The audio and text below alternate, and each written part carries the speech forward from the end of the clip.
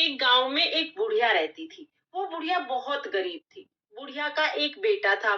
बेटा गांव के लोगों के जो पशु थे उनको चरा के लाता था, और जो भी चराई के बदले में पैसे मिलते थे उसी से बुढ़िया का और बुढ़िया के बेटे का गुजारा होता था। बुढ़िया का बेटा सुबह चला जाता था गाय भैंसों को चराने, और शाम को गाय भैंसों को चरा के आता था। इसी तरह से दिन बीत रहे थे। एक दिन जब बुढ़िया का बेटा पशु चराने के लिए जंगल में जा रहा था, तब उसकी चाची ताइयों ने उसे रोक लिया। उसकी चाची ताई बोली कि बेटा, तुम तो सारा दिन मेहनत करते हो, सारा दिन जंगल में धूप में सारे पशुओं को चराते हो, और तुम्हारी माँ घर में गट्टे कर करके खाती है, यानी पकवान बना बना के खाती है। अब लड़का बोला कि मैं ऐसे तो यकीन नहीं करूंगा, मेरी माँ तो ऐसे कर ही नहीं सकती। उसकी चाची ताई कहती है, कोई बात नहीं, अगर तेरे को यकीन नहीं आ रहा तो आज तू अपने घर थोड़ी देर पहले चला जा, फिर तुझे अपनी आंखों से ही दिखाई दे जाएगा। अब लड़के ने सोचा, चलो ठीक है, देखने में क्या बुराई है। अब उस दिन बुढ़िया का बेटा थोड़ी देर जल्दी अपने घर आ जाता है। उस दिन सकट चौथ का व्रत था। बुढ़िया ने अपने बेटे के लिए सकट चौथ माता का व्रत किया था। बुढ़िया तिलकुट बना रही थी। अब जैसे ही बेटे ने देखा कि माँ तो तिल के लड्डू बना रही है, बेटे ने सोचा कि मेरी चाची ताई तो ठीक कह रही थी, मैं तो सारा दिन घर से बाहर रहता हूँ, मेहनत करता हूँ, और माँ यहाँ पर पकवान बना बना के खाती है, मेरे लिए रखना तो दूर, मेरे को तो बताती भी नहीं है। तो लड़का बोला कि माँ, मैं तो घर छोड़ के जाऊंगा। बुढ़िया बोली, बेटा क्या बात हो गई? बोला, ना माँ, मैं तो सारा दिन मेहनत करूं और तू पकवान बना बना के खाए, ना मेरे लिए रखे और ना मेरे को बताए, मैं तो घर छोड़ के जाऊंगा। अब बुढ़िया समझ गई कि भाई इसके तो कान भर रखे हैं, सिखाया पढ़ाया है, ये नहीं मानेगा।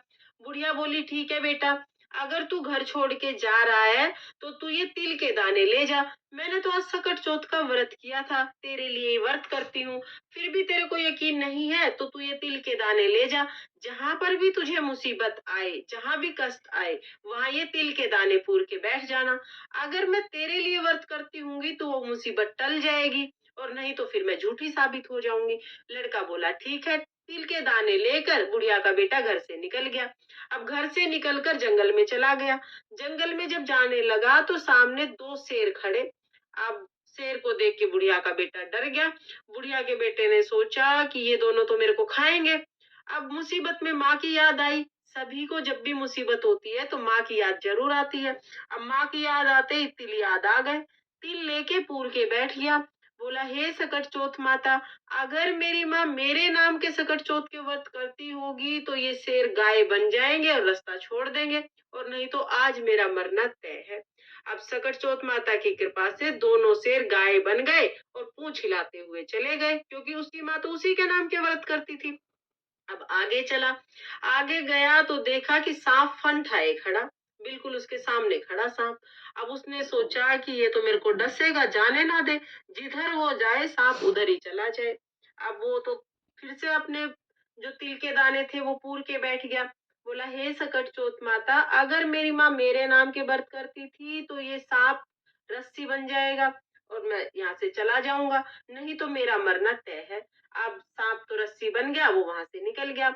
आगे गया तो बहुत भारी नदी फूफान करते हुए आ रही।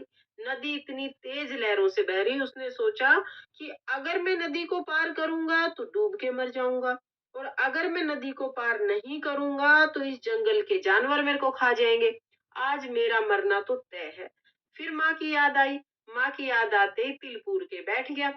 बैठ के बोला, हे सकट चौथ माता, अगर मेरी माँ मेरे नाम के व्रत करती थी तो ये जो नदी है ये दो भाग में बट जाएगी, बीच में रास्ता बन जाएगा और मैं निकल जाऊंगा, और नहीं तो आज मेरा मरना तय है। सकट चौथ माता की कृपा से नदी दो भागों में बट गई, बीच में रास्ता बन गया। रास्ते से निकल के दूसरी नगरी में पहुंच गया। दूसरी नगरी में पहुंच गया तो देखे कि एक माई बैठी बैठी पूड़े बना रही थी। अब पूड़े बनाए और रोए, पूड़े बनाए और रोए। बुढ़िया का बेटा बोला कि माई, ये क्या बात, दुख और सुख दोनों एक साथ कैसे?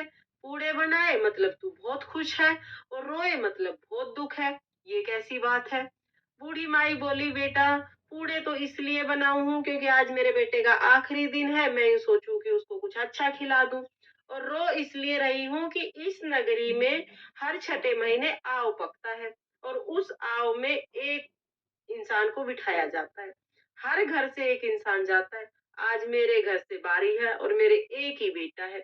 वही आज जाके आओ में बैठ जाएगा। मेरे जीने का और कोई सहारा नहीं, अपनी औलाद के इस दुख में रो रही हूँ। अब वो बोला कि मैया तू यूं कर, ये जो पूड़े हैं वो मेरे को खिला दे, तेरे बेटे के बदले मैं चला जाऊंगा। अब वो माई बोली बेटा पूड़े तो चाहे तू सारे खा ले, पर यूं कौन किसकी आई में जावे है। बूढ़ी का बेटा बोला ना माई मैं चला जाऊंगा। भरपेट पूड़े खा लिए, खा के और सो गया। रात को आए राजा के सिपाही बुलाने। अब जैसे ही बुलावा आया, बुढ़िया कभी कुंडी खड़काए, कभी दरवाजा खड़काए, कभी बर्तन बजाए, पराए पूत को कैसे जगाए। अब आवाज सुन के बुढ़िया का बेटा जग गया। बुढ़िया का बेटा जग के बोला माई आ गए? बोले हाँ बेटा आ गए। अब चला गया, जाके आओ में बैठ गया। आओ में बैठने के बाद अपने तिल पूर के बैठ गया। हे सकट चौथ माता, अगर मेरी माँ मेरे नाम के व्रत करती थी तो मैं अग्नि में नहीं जलूंगा, और अगर नहीं करती थी तो मेरा जलना तय है, आज मैं मर जाऊंगा। अब सकट चौथ माता की कृपा से उसके तो कुछ भी ना हुआ।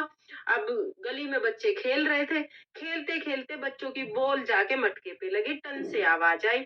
सारी नगरी में हल्ला हो गया कि आओ पक गया, आओ पक गया। सारी नगरी के लोग इकट्ठे हो गए, राजा को बुला लिया। सब बोले कि 6 महीने में आव पका करता, अब की बार तीसरे ही दिन कैसे पक गया। अब राजा को बुलाया तो राजा ने सिपाहियों को कहा कि मटकों को उतारो। जैसे ही मटके को उतारने लगे, अंदर से बुढ़िया का बेटा बोला भाई धीरे धीरे, भाई धीरे धीरे।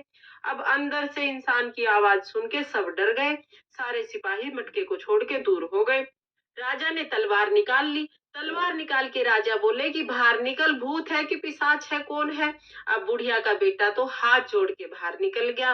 महाराज ना मैं भूत हूँ ना पिशाच हूँ, मैं तो एक बुढ़िया का बेटा हूँ। मेरी माँ मेरे नाम के सकट चौथ के व्रत करती थी। चाची ताइयों ने मेरे कान भर दिए, उनकी सिकाई में आके मैं घर से निकल गया। मेरी माँ ने मेरे को ये तिल के दाने दिए थे और कही थी कि जहां भी मुसीबत आए, जहां भी भीड़ पड़े, ये तिल के दाने पूर के बैठ जाइयो। मेरी माँ मेरे नाम के व्रत करा करती थी। सकट चौथ माता की कृपा से मैं तो आव में जिंदा निकल आया, मैं अग्नि में नहीं जला। ये जब सुनी तो रानी बोली राजा से कि मैं तो अपनी बेटी की शादी इसी के साथ करूंगी, इसको तो अग्नि भी नहीं जला सकती, तो इसको तो कोई मार ही नहीं सकता, ऐसा जवाई हमें कहाँ मिलेगा। अब राजा को भी ये बात ठीक लगी। राजा ने अपनी बेटी की शादी उसके साथ कर दी। अब बुढ़िया का बेटा राजा की लड़की से शादी करके महल में रहने लग गया। एक दिन वो दोनों शाम को छत पे घूम रहे थे। महल की छत पे घूमते घूमते बुढ़िया का बेटा बोला कि देखो मेरे गांव की तरफ बादल हुए हैं, लगता है बहुत ज्यादा बारिश होगी। अब राजा की बेटी बोली आपके भी गांव है? बोला मेरे गांव भी है, मेरे माँ भी है, घर भी है, सब कुछ है। तो राजा की लड़की बोली फिर हम यहाँ क्यों हैं, चलो अपने गांव चलेंगे। राजा का बेटा बोला ठीक है, अपने पिताजी से आज्ञा ले ले, हम चल देंगे। अब राजा की लड़की अपने पिताजी के पास जाके बोली पिताजी पिताजी आपके जमाई अपने घर जाना चाहे हैं। अब राजा बोले बेटा ये तो बहुत अच्छी बात है, दूर जमाई लाख जमाई, घर जमाई खाक जमाई, तुम अपने घर जाओ, अच्छे से रहो, सुखी रहो, ये तो बहुत अच्छी बात है। अब राजा ने अपनी बेटी को खूब सारा अन्न धन दे के विदा कर दिया। राजा की बेटी और बुढ़िया का बेटा दोनों अपने घर के लिए चल दिए। जब बुढ़िया का बेटा अपने गांव के पास आ गया, तब उसने सिपाहियों को भेज दिया कि जाके मेरी माँ को बता दो कि उसका बेटा आया है। जैसे ही सिपाही गए, सिपाहियों ने देखा कि उसकी माँ तो अंधी हो गई, बेटे के जाने के दुख में रो रो के वो अंधी हो गई थी। अब उसकी अंधी माँ के पास जाके सिपाही बोले कि माँ जी आपका बेटा बहू आए हैं। अब बुढ़िया बोली बेटा देवरानी जेठानी गांव के सब तो बोली मारे ही मारे, तुम भी क्यों बोली मारो। मेरा बेटा तो पता नहीं कहाँ है, जिंदा है भी या नहीं है, या पता नहीं किस हाल में है, उसे तो निकले ही बहुत टाइम हो गया। सिपाही बोले माँ जी हंसी मजाक नहीं कर रहे, आपका ही बेटा आया है। अब सारा गांव इकट्ठा हो गया। बुढ़िया ने तो लोहे की आंगी पहन ली और बोली कि हे सकट चौथ माता, अगर ये मेरा बेटा होगा तो दूध की धार सीधी इसके मुंह पे लगेगी। अब दूध की धार सीधी बुढ़िया के बेटे के मुंह पे लगी, सारी मूछ भीग गई। सारे गांव में हल्ला मच गया, बुढ़िया का बेटा आया, बुढ़िया का बेटा आया। सकट चौथ माता की कृपा से बुढ़िया को दिखाई देने लग गया। बुढ़िया ने तो झट से जाके अपने बेटे को अपने गले से लगा लिया। बेटा भी अपनी माँ के पैरों में पड़ गया, माँ मेरे से गलती हो गई, चाची ताइयों के सिखाए पढ़ाई में आके मैं घर छोड़ के चला गया। माँ तू तो मेरे नाम के ही व्रत करती थी। अब माँ अपने बेटे से कितने दिन नाराज रहेगी। माँ ने तो अपने बेटे को माफ करके बेटे बहू को गले लगा के घर ले आई। बुढ़िया अपने बेटे बहू के साथ बहुत ही खुशी खुशी रहने लग गई। राजा ने पूरे नगर में ढिंडोरा पिटवा करवा दिया कि सभी माएँ अपनी औलाद के अच्छे भविष्य और लंबी उम्र के लिए सकट चौथ का व्रत ज़रूर करें। हे सकट चौथ माता, जैसे आपने बुढ़िया के साथ पहले की वैसे किसी के साथ मत करना, जैसे बाद में की वैसे सबके साथ करना। इस कहानी को कहते, सुनते, हुकारा भरते सब पर अपनी कृपा दृष्टि बनाए रखना और सबकी सब मनोकामनाएं पूर्ण करना। तो ये थी सकट चौथ की कथा। कथा सुनने के बाद थोड़े से जो तिल के दाने हैं वो गणेश जी को समर्पित करेंगे, थोड़े से जल के लोटे में डालेंगे। इसके बाद हम एक विनायक महाराज की कहानी यानी गणेश जी की कहानी जरूर सुनेंगे। तो चलिए गणेश जी की कहानी शुरू करते हैं। एक बार एक देवरानी थी और एक जेठानी थी। जेठानी गरीब थी, देवरानी अमीर थी। तो जेठानी देवरानी के घर काम करने जाती थी। काम करके जो भी बचा कुचा खाना मिल जाता वो ले आती और आके अपने बच्चों को खिला देती। इसी तरह से जेठानी का घर चल रहा था। एक दिन आया सकट चौथ का व्रत। अब जेठानी ने व्रत कर लिया। जेठानी का व्रत था इसलिए वो दौरानी के घर काम करने नहीं गई। काम करने नहीं गई तो घर में कुछ खाने का भी नहीं आया। अब बच्चे आए, माँ कुछ खाने का दो, माँ कुछ खाने का दो। खाने का कहाँ से दे, काम करने तो गई ही नहीं। इतनी देर में उसका आदमी आ गया। आदमी ने आके देखा कि बच्चे तो भूख के मारे रो रहे हैं और ये तो अपना व्रत करके बैठी है। बच्चों को रोता बिलखता देख के आदमी को गुस्सा आ गया। गुस्से में उसके खूब मारे। अब पीट कूट के बेचारी एक कोने में जाके बैठ गई।